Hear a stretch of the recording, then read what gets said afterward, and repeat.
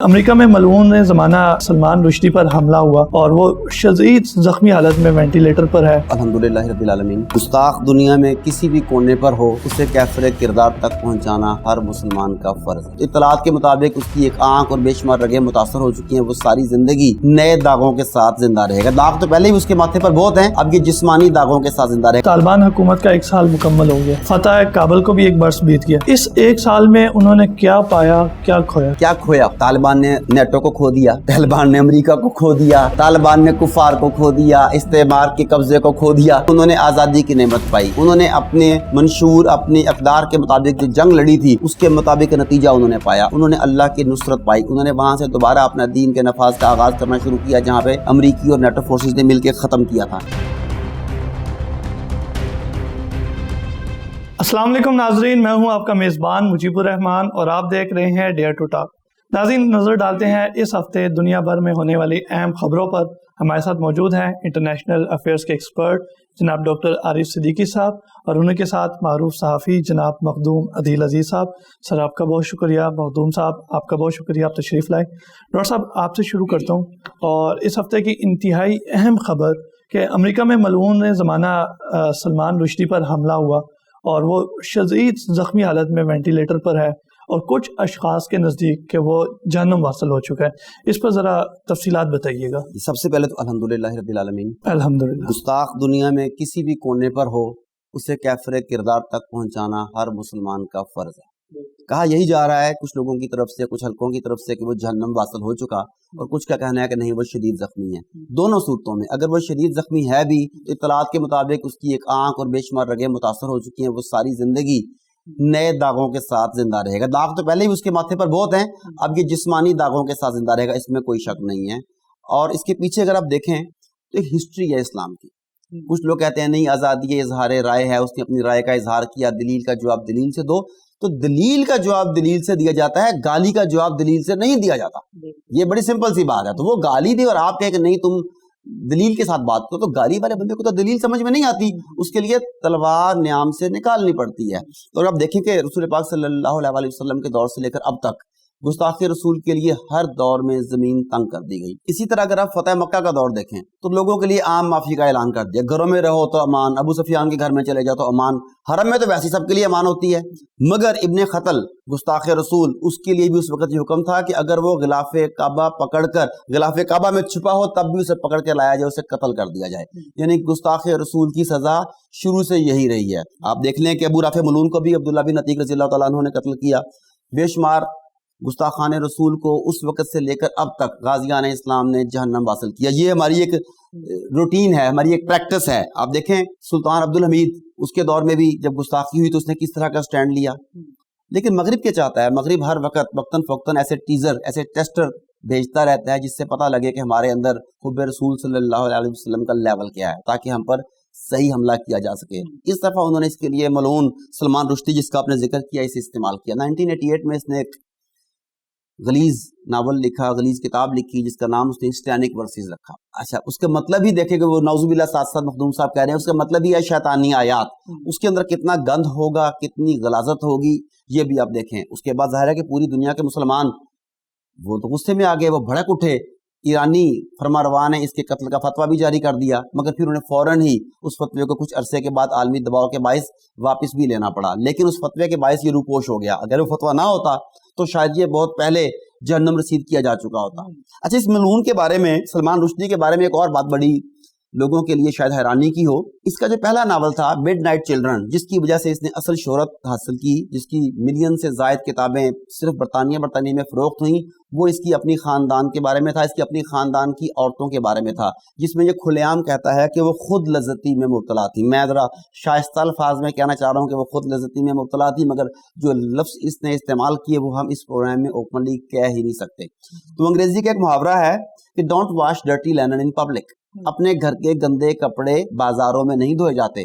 مگر سلمان رشدی وہ نجس آدمی ہے جس نے اپنے گھر کے گندے کپڑے بھی سرے بازار دھوئے، اور اس کے نتیجے میں اسے وہاں سے بڑی شہرت ملی۔ پھر یہ برطانیہ گیا تو برطانیہ کی ملکہ نے اس ناول کے بعد نہیں اسٹینڈنگ ورسز کے بعد غالباً اس سے نائٹ ہوڈ کا خطاب بھی دیا، کیونکہ ہر وہ آدمی جو گستاخ ہوگا، ہر وہ آدمی جو اسلام کا مخالف ہوگا، ہر وہ آدمی جو شاعر اسلام کا مذاق اڑائے گا، ان کے نزدیک تو نائٹ ہی کہلائے گا نا۔ اس کے بعد یہ وہاں سے امریکہ چلا گیا، اب امریکہ کی شہریت بھی لے لی، امریکہ کی شہریت بھی ہے، برطانیہ کی شہریت بھی ہے، مگر کب تک؟ وہ کہتے ہیں نا بکرے کی ماں کب تک خیر منائے گی۔ تو اب ایسا ہوا کہ ایک لبنانی نژاد نوجوان تھا ہادی مطار، اس نے ایک مکمل منصوبہ بندی کی، پلاننگ کی، اور جیسے ہی موقع ملا اس کے اوپر حملہ آور ہوا، اور وہاں پہ حالانکہ سیکیورٹی موجود تھی، گارڈ موجود تھے، بہت سارے لوگ موجود تھے، مگر جس کے دل میں جذبہ ایمان سلامت ہو، حب رسول صلی اللہ علیہ وآلہ وسلم سلامت ہو، اس سے یہ چیزیں کچھ نہیں روک سکتی۔ اسے پتا تھا میرا انجام کیا ہوگا، اسے یہ بھی پتا تھا، مگر اس کے باوجود وہ شاہین کی طرح لپکا اور اس نے اپنا حق ادا کر دیا۔ ہم یہاں پر ہادی مطار کو خراج تحسین پیش کرتے ہیں۔ بالکل ٹھیک مخدوم صاحب، ہم یورپ کو جتنا مرضی کہہ لیں کہ جی وہاں فحاشی کا گڑھ ہے، بے حیائی کا گڑھ ہے، اور نوجوان گمراہ ہو چکے یہ وہ، لیکن جب بھی اس طرح کا کوئی معاملہ آتا ہے تو کوئی نہ کوئی عاشق رسول جو ہے وہ وہاں پہ پیدا ہوتا ہے، اور ہمیشہ وہاں پہ جو ہے اس نے اپنی پوری کوشش کیا ہر دفعہ کہ جو بھی گستاخ ہو اس کو جہنم واصل کر دیا۔ جس پر کیا کہیں گے؟ بالکل ایسا ہی ہے، دنیا کے کسی بھی کونے میں اگر کوئی گستاخ چھپا ہو، یا دنیا کے کسی بھی گوشہ زمین پر جہاں پر آبادی ہو وہاں پہ گستاخی رسول ہو، تو وہاں پہ پھر گستاخ کے لیے زمین تنگ کر دی جاتی ہے، اس میں کسی شک و شبہ کی گنجائش نہیں ہے۔ دنیا اپنی تمام تر وسطوں کے باوجود اس پر تنگ کر دی جاتی ہے۔ یہ سلمان رشدی پہ حملہ تو آج ہوا، مگر 1988 سے لے کر 2022 تک اس کا ایک ایک لمحہ، ایک ایک دن اذیت میں گزرا۔ یہ گلی گلی کتے کی مانند چھپتا پھرا، اسے کہیں جائے پناہ نصیب نہیں ہوئی۔ گو کہ امریکہ نے تحفظ حاصل تھا، مگر کہاں رہتا تھا کسی کو علم نہیں، کس جگہ پہ رہتا تھا، کتنی پبلک تقریبات میں گیا ہوگا پچھلے 35 سال میں، آپ مجھے بتائیے، 4 سے 5 صرف، وہ بھی سخت سیکیورٹی حصار میں۔ تو اب جب موقع ملا، اس سے پہلے بھی کئی بار کوششیں ہو چکی تھی، ایسا نہیں کہ کوششیں نہیں ہوئی، مگر چونکہ ایران نے سرکاری طور پر اس کے قتل کا حکم دیا تھا، تو پھر برطانیہ نے سرکاری طور پر سے پروٹوکول دینا شروع کیا، اسے سیکیورٹی دینا شروع کی، ورنہ یہ بہت پہلے قتل ہو چکا ہوتا۔ میں بتاتا چلوں آپ کو، جو اس کا جیپنیز ٹرانسلیٹر تھا، جو اس کتاب کا جیپنیز ٹرانسلیٹر تھا، اسے 1991 میں ہی مار دیا گیا تھا۔ پھر جس مصنف نے، جس اورینٹلسٹ نے اس کتاب کا اطالوی زبان میں ترجمہ کیا، اس پہ حملہ ہوا ملان میں، وہ زخمی ہوا۔ پھر نورجین، جس نے نورجین زبان میں اس کا ترجمہ کیا، اس پہ حملہ ہوا، وہ زخمی ہوا۔ تو اس نے تو بہت پہلے مارا جانا تھا، مگر چونکہ اسے اسٹیٹ لیول کی سیکیورٹی حاصل تھی اور اس کا اتا پتہ کسی کو معلوم نہیں تھا، تو اتنے سال یہ چھپتا پھرا اور بچتا رہا۔ اب یہ سامنے آیا تو الحمدللہ دیکھیں کس طرح عقاب کی مانند جو ہے وہ نوجوان سے جھپٹا، اور 20 سیکنڈ میں پے در پہ اس پہ اتنے وار کیے کہ اگر بالفرض یہ زندہ بھی رہا تو ہمیشہ کے لیے معذور ہو چکا۔ اور اس نوجوان نے، میں سمجھتا ہوں کہ محمد بن مسلمہ رضی اللہ عنہ کی یاد تازہ کر دی ہے کہ جس طرح انہوں نے انتہائی سخت حصار والے قلعے میں گھس کر کعب بن اشرف کا سر کاٹا تھا، تو اس نوجوان نے وہ حضرت محمد بن مسلمہ رضی اللہ عنہ کی یاد تازہ کر دی ہے۔ بالکل ٹھیک ڈاکٹر صاحب، آپ نے کہا، مخدوم صاحب نے بھی پھر اس بات کی تائید کی کہ گستاخ رسول کے لیے یہ دنیا تنگ کرتی جاتی ہے، اور مسلم نوجوان جو ہے یہ ہمیشہ تیار رہتے ہیں اپنی جان تک اس چیز پر داؤ لگانے کے لیے۔ تو اسلامی ممالک جو ہے کوئی اس طرح کا لائحہ عمل کیوں نہیں تیار کر دیتی کہ گستاخیوں کا یہ سلسلہ جو ہے یہ روک دیا جائے، ختم کر دیا جائے؟ جی مجیب، المیہ بھی یہی ہے، درد سر بھی یہی ہے، ہماری ناکامی کی وجہ بھی یہی ہے کہ ہم اقتدار کھیل رہے ہیں۔ ہم جمہوریت کا نفاذ چاہتے ہیں، ہم آمریت چاہتے ہیں، ہم بادشاہت چاہتے ہیں، مگر ہم اللہ کا نظام نہیں چاہتے۔ خلافت کے ساتھ ان تمام مسائل کا حل ممکن ہے، مگر ہم نے جمہوریت کی پوجا کرنی شروع کر دی۔ دین اسلام کے مقابلے میں دین جمہوریت، دین آمریت، دین شہنشاہیت کو باقاعدہ مقابل دین کے طور پہ پیش کیا، کیونکہ دین زندگی گزارنے کا اور حکومت کرنے کا بھی طریقہ بتاتا ہے۔ ہم نے کہا نہیں، دین کا یہ طریقہ قبول نہیں ہے، ہمیں دین کا یہ والا طریقہ قبول ہے جو ہمیں ویسٹ نے دیا۔ اب 57 اسلامی ممالک موجود ہیں، ہر ایک اپنی جغرافیائی وحدت کے ساتھ اپنی علیحدہ جگہ پر قائم ہے۔ امت مسلمہ کی وحدت نہیں ہے، وہ اپنے چند ٹکڑوں کو، جس طرح ہم 4 یا 5 صوبوں کے ساتھ یہاں بیٹھے ہوئے ہیں، ہم کہتے ہیں ہم بھی وحدت کی نشانی ہے، مگر 5 صوبوں کی وحدت کی نشانی ہے، امہ کی وحدت کی نشانی نہیں ہے۔ ایسے ہی ہے نا؟ تو ہم لوگوں نے کیا کیا کہ ہم نے اپنے اقتدار کی خاطر کمپرومائز کرنا شروع کر دیا۔ ہمارے پاس سب کچھ تھا، مگر اقتدار ہماری ان تمام چیزوں کے اوپر پانی ڈال گیا۔ ہم نے عالمی دجالی نظام کی نوکری کرنی شروع کر دی، بین الاقوامی اداروں کے ہم غلام ہو گئے۔ ہم نے WHO who, world bank who, IMF ہو، اقوام متحدہ کے ذیلی ادارے ہوں، حتیٰ کہ ہیلتھ والے ادارے بھی جو WHO ٹائپ، ہم نے اپنے تمام اداروں میں، تمام مساجد میں، تمام دینی آرگنائزیشنز میں انہیں انٹر کیا کہ ان کی بات حرف آخر ہے۔ تو پھر یہ تو ہونا ہی تھا۔ اب ہوا کیا، جب یہ سب کچھ نہیں بھی تھا لیکن آپ میں ہمت تھی، استقامت تھی، تو پھر آپ کا دنیا پہ راج تھا۔ آپ کے پاس ٹیکنالوجی نہیں تھی, بین الاقوامی ادارے نہیں تھے, پر ہمت تھی, جرت تھی, طاقت تھی. اگر آپ اندلس کی بات کریں تو اندلس کی ریاست پوری طرف سے, ہر طرف سے صلیبیوں میں گھری ہوئی تھی, انہیں شدید خطرات لاحق تھے. پھر اندلس میں ایک منظم سازش کے تحت گستاخیوں کا سلسلہ شروع کیا گیا تاکہ مسلمانوں کے دل میں جو رہی صحیح حب رسول باقی ہے اسے بھی ختم کر دیا جائے اور انہیں بے بسی کا احساس دلایا جائے کہ ہم جو مرضی کر لیں, تمہاری مقدس ہستیوں, تمہارے پیغمبر کی شان میں بھی نعوذ باللہ اگر ہم گستاخی کریں تو تمہیں اسے برداشت کرنا پڑے گا کیونکہ تم غلام ہو. تو اس مہم کو عام طور پہ ریکنکسٹا مہم کہا جاتا ہے صلیبیوں کی. اس کے تحت جگہ جگہ مسلمانوں کے پیغمبر اور دیگر شاعر کی بے حرمتی شروع کی گئی. اگر آپ سٹینلے لین پول کی کتاب مور ان اسپین پڑھ لیں تو اس نے اس میں تفصیل سے روشنی ڈالی ہے. لیکن پھر کیا ہوا, جب یہ سلسلہ حد سے بڑھنا شروع ہوا تو اندلسی نوجوانوں نے صلیبیوں کے سر اتارنے شروع کیے. ہر وہ شخص جو گستاخی میں ملوث تھا اس کا سر اتارا جانے لگا, جس کے نتیجے میں گستاخیوں کا یہ سلسلہ رک گیا. اگر آپ اسے آج سے بھی کنیکٹ کریں انڈیا سے تو وہ نورپور شرما اور غالباً نوین جندل کے, ہاں, ان دونوں نے جب گستاخی کی تو پورا انڈیا کتنا خوش تھا. جگہ جگہ سے ان کے حق میں بیانات آ رہے تھے کہ زبردست, تم لوگوں نے بالکل ٹھیک کیا, آزادی اظہار رائے یہی ہے. اتنا طنزیہ لہجہ ان کے یوٹیوبرز کا تھا. مگر پھر کیا ہوا, 2 آدمیوں کو کیفر کردار تک پہنچایا گیا, 2 آدمیوں کا سر تن سے جدا کیا گیا. اس کے بعد معافیاں مانگنے کا وہ سلسلہ شروع ہوا جو ابھی تک ختم نہیں ہوا. وہ سب معافیاں مانگ رہے ہیں, انہیں پتا ہے کہ آج نہیں تو کل نہیں تو سال بعد, 10 سال بعد, 20 سال بعد بھی اگر ان کی ویڈیو کسی غیرت والے مسلمان کے سامنے آ گئی اور اس نے انہیں پہچان لیا تو اس کا سر تن سے جدا کر دیا جائے گا. یہی ہوا نا. اسی طرح اگر آپ دیکھیں سلطان عبدالحمید کی خلافت عثمانیہ کی, تو خلافت عثمانیہ کمزور تھی, بہت کمزور تھی, قرضوں تلے دبی ہوئی تھی. مگر اسے پتا چلا کہ فرانس ایک حد تک آمیز ڈرامہ پیش کرنے والا ہے جس میں رسول پاک صلی اللہ علیہ وآلہ وسلم کی شان میں گستاخی کی گئی ہے. تو خلیفہ نے جو سخت سٹانس لیا اس کے نتیجے میں فرانس کو بیک فٹ پر جانا پڑا اور ڈرامے کو روکنا پڑا. یہ اس وقت کی بات تھی جب اب میں غیرت تھی, ایمان تھا اور جرت تھی. اور آج کیا ہے, آج ہم ایٹامک پاور ہیں, دنیا کی نمبر 1 فوج ہیں, دنیا کی بہترین انٹیلیجنس ایجنسیاں ہیں, ہم دولت سے مالا مال ہیں. ہم سے مراد صرف پاکستان نہیں, میں امت مسلمہ کی بات کر رہا ہوں. ہمارے پاس معدنی وسائل کی طاقت ہے, ہمارے پاس ایسے ایسے خطے ہیں جن کی اسٹریٹجک پوزیشن ایسی ہے کہ پوری دنیا کا انحصار ان کے اوپر ہے. ترکی میں موجود نہروں کو دیکھ لیں, نہر سویز کو دیکھ لیں آپ, پوری دنیا کی معیشت وہاں سے کنٹرول ہوتی ہے. مگر لب ہے خاموش, لب ہے خاموش. مخدوم صاحب کیا کہیں گے اس بارے میں آپ؟ بالکل, ڈاکٹر صاحب نے بڑی وضاحت سے بیان کیا آپ کو ساری صورتحال کا. دنیا میں 57 اسلامی ممالک ہیں, ہر ایک کی اپنی خارجہ پالیسی ہے, ہر ایک کی قومی سلامتی کے ادارے ہیں, ہر ایک اپنی 1 انچ زمین سے پیچھے ہٹنے کو تیار نہیں ہے, اور ہر ایک اپنی فضاؤں کا, سمندری حدود کا, زمینی حدود کا نگہبان ہے, اپنی قوم کا محافظ ہے. ہمیں خواب دیکھتے ہیں امت مسلمہ کا یا خلافت راشدہ جیسے نظام نافذ کرنے کا پوری دنیا میں یا خاص کر اسلامی دنیا میں. یہ خواب ہے اور خواب دیکھنے چاہیے, اور خواب دیکھیں گے تو اس کی تعمیل کل کو ممکن ہوگی. مگر بالفرض اگر آج ہم جمہوری دور میں زندہ ہیں, یا آج ہم جو ہے ملوکیت کے دور میں زندہ ہیں, یا ہم آج صدارتی نظام کو اپنائے ہوئے ہیں, غرض کوئی بھی نظام اسلامی دنیا میں رائج ہے, ہر ایک کے درمیان مسائل بھی ہیں, نفاق کا مسئلہ بھی ہے, باہمی تضادات بھی ہیں, زبان اور کلچر کے مسائل بھی ہیں. ان تمام مسائل کے باوجود اور ان تمام مسائل کے ساتھ اگر آج امت مسلمہ کے حکمران جو کہ سب مسلمان ہیں الحمدللہ, اگر آج صرف ایک ناموس رسالت کے مسئلے پر اکٹھے ہو جائیں اور کسی مسئلے پہ اکٹھے نہ ہوں, ہمیں غربت برداشت ہے, ہمیں قرضے برداشت ہے, ہمیں آئی ایم ایف کے تھپڑ برداشت ہے, غرض کوئی ایسی چیز, کوئی ایسا ظلم جو ہم پہ اور ہو جائے, ہمیں سب کچھ برداشت ہے, ہم برداشت کرتے آ رہے ہیں پچھلے کئی سالوں سے.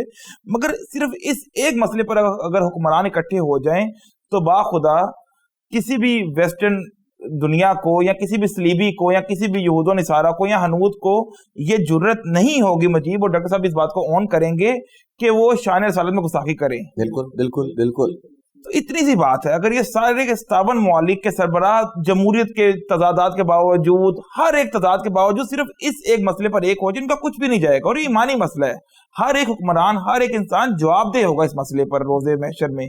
لیکن اب دیکھیں ہوتے ہیں کہ نہیں ہوتے, ہم تو بظاہر اچھے کی امید رکھتے ہیں. دوسرا آپ نے بات کیا کہ کس طرح سے مسلم نوجوان ہمیشہ تیار رہتے ہیں, تو برطانیہ جو ہے, جو مدر آف ڈیموکریسی کہا جاتا ہے اسے, اور جو نارمز کی دنیا, آپ لا پڑھ رہے ہو, آپ نے یقیناً پڑھا ہوگا برطانیہ کے کسٹم, برطانیہ کے نارمز. تو انہوں نے, میں کل ہی بی بی سی کی رپورٹ پڑھا, تو بی بی سی برطانیہ کا ادارہ ہے, سب سے معتبر ادارہ ہے, برطانوی نشریاتی ادارہ ہے. بی بی سی کی رپورٹ تھی کہ سلمان رشدی کی اس کتاب کی وجہ سے پوری برطانوی نسل ایک بنیاد پرست بن گئی, فنڈامنٹلسٹ بن گئی, جو کہ ان کی نظر میں بری بات ہے, کبھی حرکت ہے.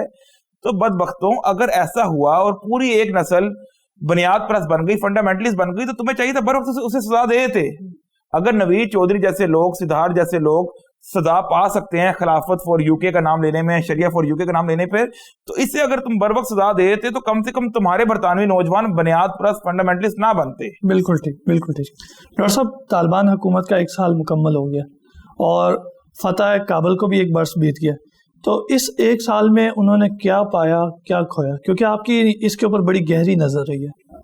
جی سوال غلط ہے. بیسیکلی کیا کھویا؟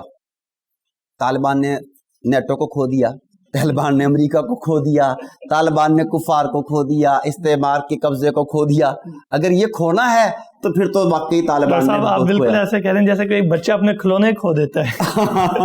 بالکل ایسا ہی ہے. تو اگر تو کچھ کھونا ہے تو طالبان نے یہ کھویا ہے.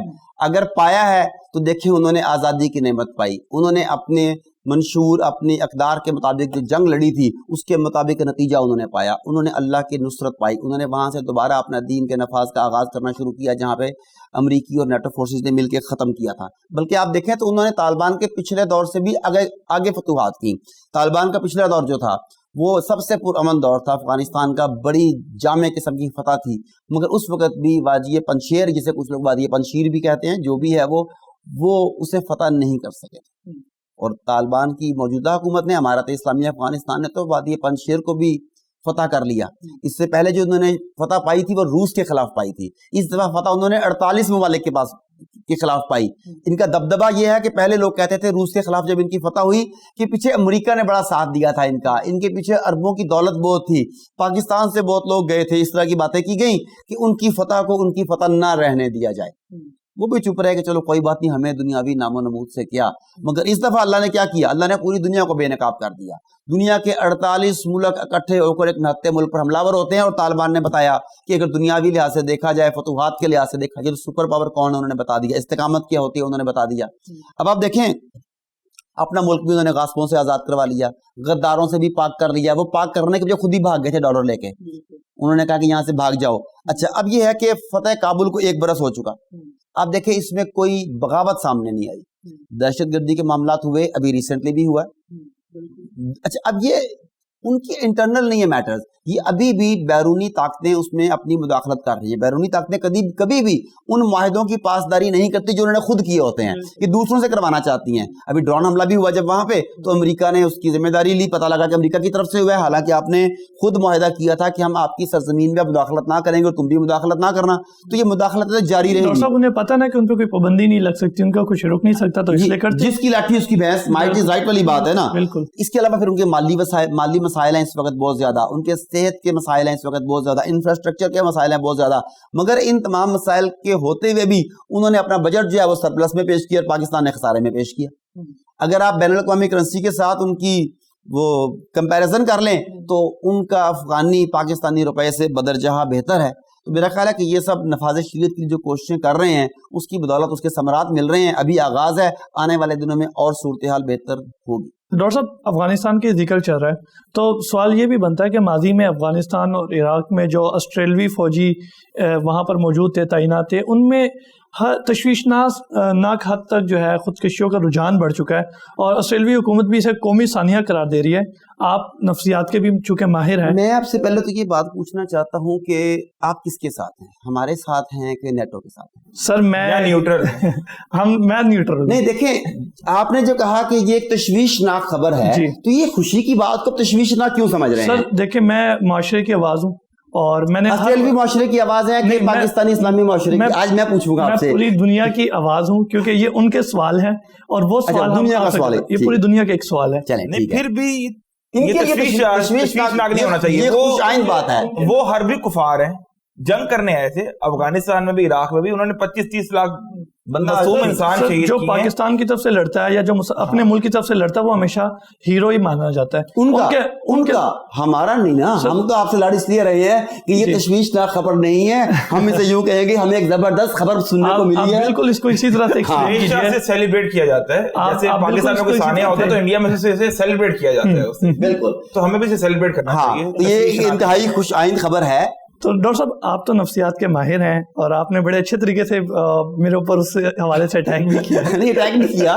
ہم چاہتے تھے ہم لفظوں کو جو ہے تھوڑا ہیر کریں اس کا. جی تو اس حوالے سے تھوڑی سی روشنی. جی یہ آسٹریلوی حکومت کے لیے سانحہ ہے, امت مسلمہ کے لیے خوش آئند خبر ہے. سیدھی سی بات ہے, جب آپ ظلم و ستم کا بازار گرم کرو گے تو آپ کو اس کی پرائز کسی نہ کسی جگہ پر پے کرنی پڑے گی. تشویشناک خبر ہے صلیبیوں کے لیے, جبکہ مسلمان مجاہدین کو اللہ تعالیٰ کی نصرت پر اور زیادہ یقین آتا جا رہا ہے کہ جو حربی کافر ان کی ضرب سے بچ گئے, ان کی گولی سے بچ گئے, ان کے خنجر کی نوک سے بچ گئے, وہ مقافات عمل کے چکر میں جکڑے گئے. جو یہاں پہ مارے گئے جہنم رسید سیدھے ہو گئے, جو یہاں سے جہنم رسید نہیں ہوئے اب وہ تڑپ تڑپ کر وہاں جا کے مریں گے. وہ جو رپورٹ بتاتی ہے کہ افغانستان اور عراق کی جنگ میں شرکت کرنے والے 1200 سے زائد فوجی خودکشی کر چکے ہیں, اور یہ 1200 سے زائد وہ ہیں جو آن ریکارڈ ہیں. ان میں سے کئی ایسے بھی ہیں جن کی خودکشی کو کثرت شراب نوشی کی کھاتے میں ڈال دیا گیا, لیکن وہ کثرت شراب نوشی کیوں کر رہا تھا؟ عراق میں اور افغانستان میں جو جو ظلم انہوں نے ڈھائے تھے وہ ظلم انہیں ان کی آنکھوں میں بار بار تازہ ہوتے تھے اور انہیں وہ چین سے جینے نہیں دیتے تھے. انہوں نے شراب میں پناہ ڈھونڈی, کسی نے کوک میں پناہ ڈھونڈی, کسی نے کسی اور نشے میں پناہ ڈھونڈی, اور اس کے نتیجے میں وہ چلے گئے. انہوں نے کہا کہ یہ نشے کی زیادتی سے مرے, حالانکہ وہ بھی خودکشی تھی اسی کا تھا. تو اگر دیکھا جائے تو یہ 1200 نہیں ہے, یہ شاید 12,000 لوگ ہوں جو مارے گئے ہیں.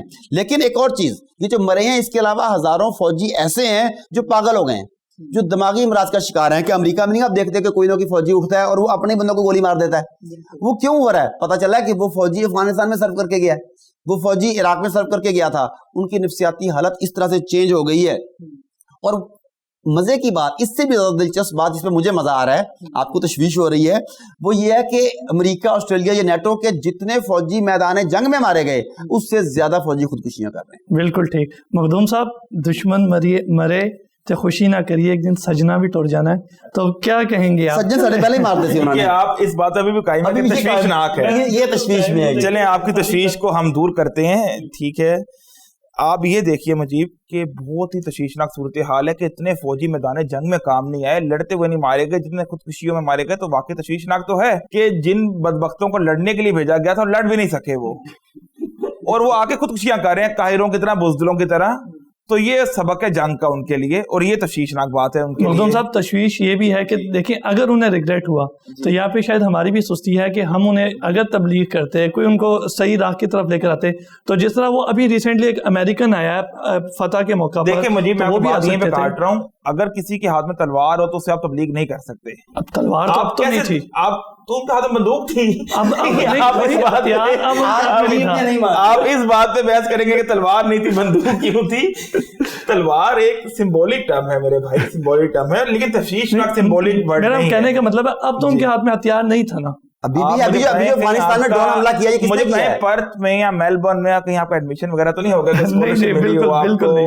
کہ کوئی ایسا کوئی آپ کی جگاڑ وہاں پہ لگی ہو, مجھے بتا دیجئے, پھر ہم اپنا بدل لیتے ہیں, جواب بدل. نہیں سر, یہ پروگرام پھر ہم ڈیئر ٹو ٹاک کرنے کی ہمت نہیں رکھیں. یہ ڈیئر ٹو ٹاک ہے. اچھا, سوال کی طرف واپس آتے ہیں آپ کے کہ دیکھیں مجیب, یہ بڑی سمپل سی بات ہے, 1200 افراد نے خودکشی کی اور ہزاروں جو ہے وہ مر گئے. اس کے کئی محرکات ہیں. پہلا محرک تو یہ ہے کہ وہ جنگ لڑنے گئے تھے کہ انتہائی پسماندہ ملک میں جا رہے ہیں, انتہائی کوئی جوہلا سے جنگ لڑنے جا رہے ہیں, ہمارے پاس دنیا کی بہترین اکوپمنٹ ہے, ہم تو نیٹو کے اتحادی ہیں, ہم تو آسٹریلیا جیسی طاقت کے فوجی ہیں, ہم نے تو جنگ عظیم دوئم میں ہٹلر کو شکست دی, ہم نے تو یہ کیا.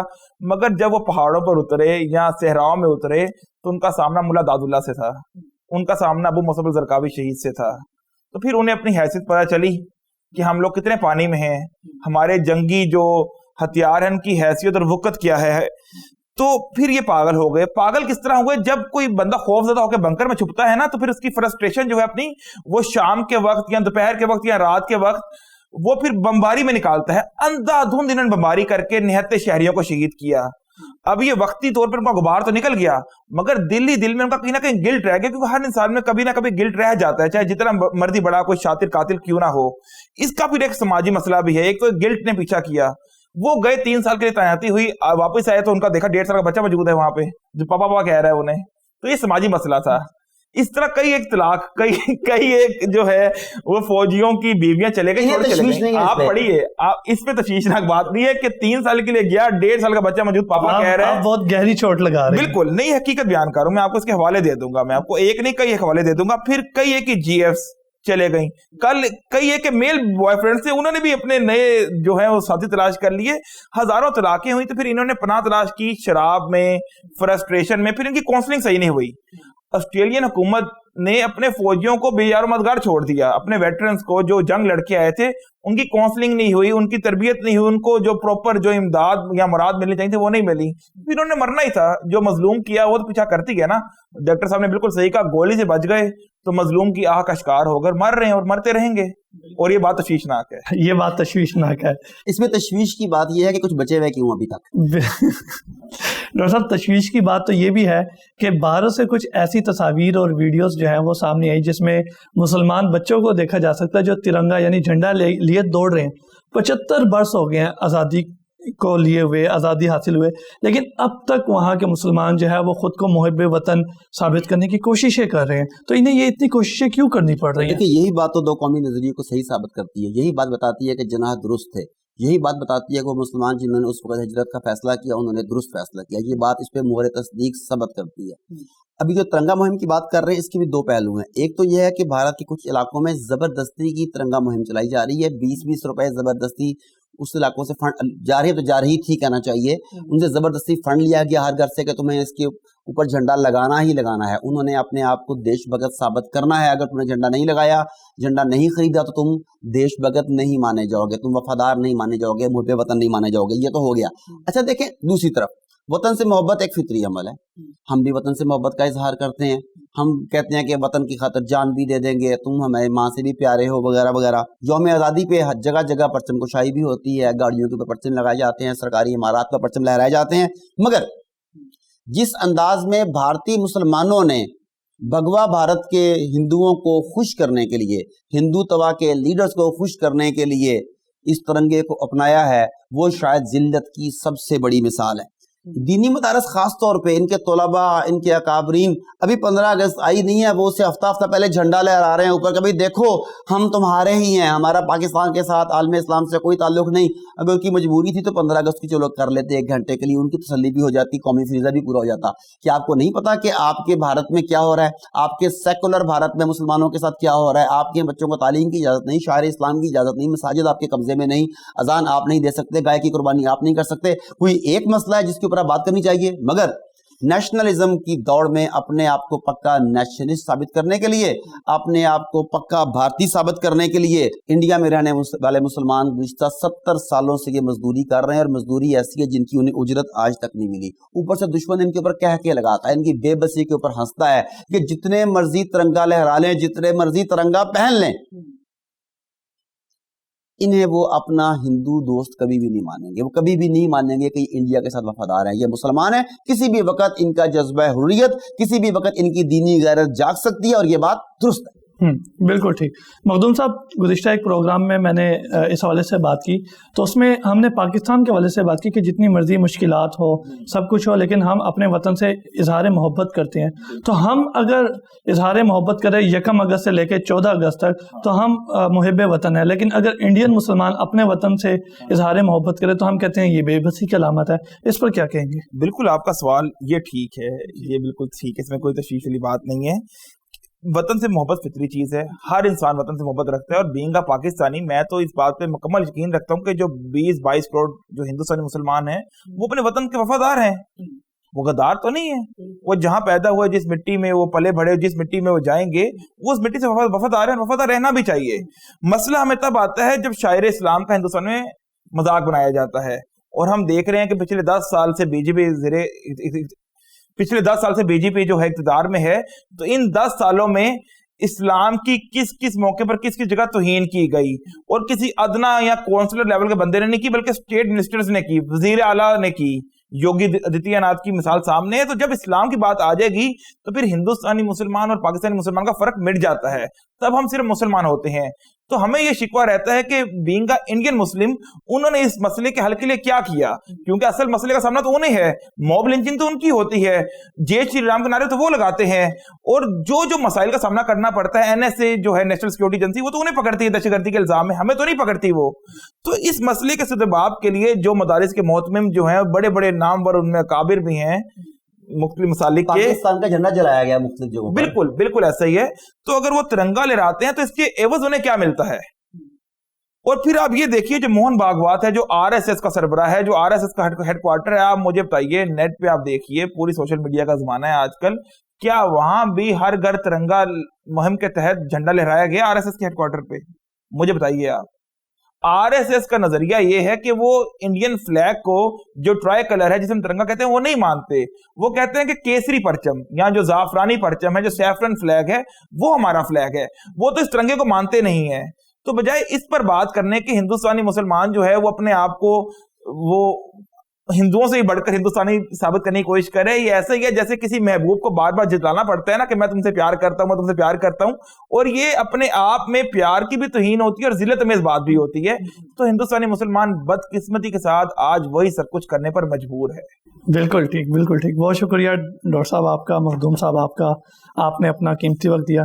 ناظرین، اگر ہم امریکہ میں ملعون سلمان رشدی کو دیکھیں یا انڈیا میں ہونے والے مسلمانوں کے اوپر مظالم کو دیکھیں، تو میں ایک ہی بات کہوں گا، ظلم آخر ظلم ہے، جب بڑھتا ہے تو مٹ جاتا ہے. امید ہے انشاءاللہ انڈیا کے مسلمان بھی اس ظلم سے چھٹکارا پائیں گے. اسی کے ساتھ اپنے میزبان مجیب الرحمان اور ڈیئر ٹو ٹاک کی پوری ٹیم کو اجازت دیجیے. اللہ نے کے بعد.